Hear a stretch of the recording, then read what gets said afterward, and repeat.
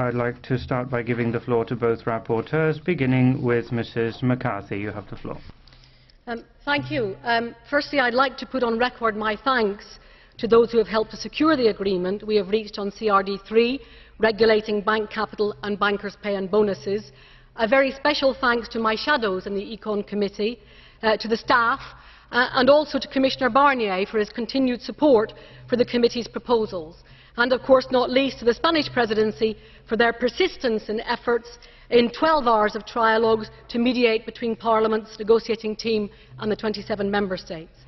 The final law we are debating today fully implements the Basel rules on capital against the trading book and re-securitisations, and it robustly implements the international remuneration rules agreed at the G20. Financial experts all agree that a high-risk, short-term bonus culture combined with a lack of capital were central elements in the 2008 global financial crisis. Governments and taxpayers ended up bailing out the banking sector across the European Union with an injection of some €3.9 trillion of support. In my member state, the UK, an estimated £1.2 trillion of support was extended, almost equivalent to one full year of GDP. Savers and investors saw the value of their pensions and investments decline as a result of the bank's risky practices. The bankers walked away with the short-term profits from these risky practices, while the risk they took will remain on the bank's books for years to come.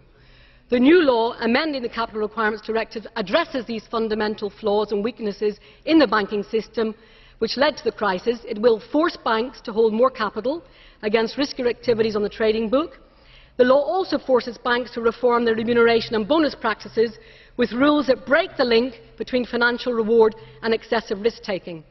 The effect of Parliament's amendments is also to ensure that those remuneration policies first and foremost prioritise the health and stability of a financial institution and indeed lending to the real economy.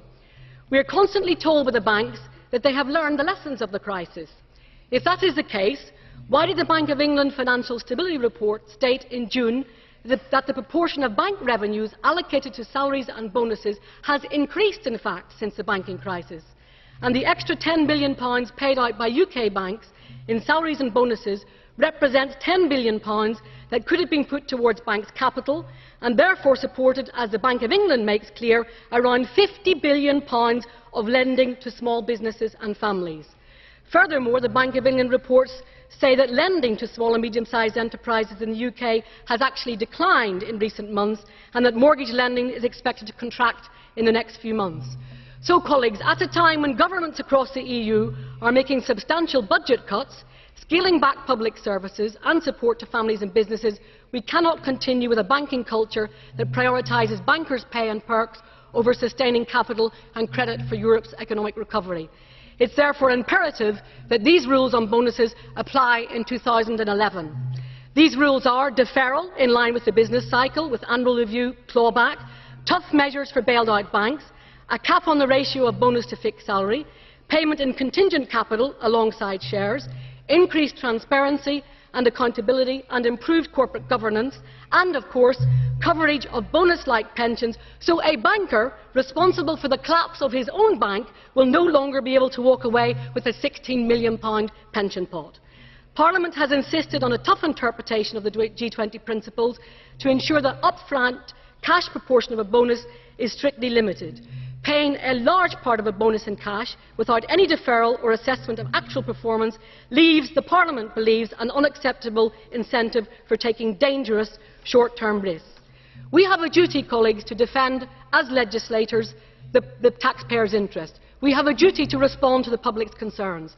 Our voters demand and expect banks to prioritise stability and lending over bankers' own pay and bonuses.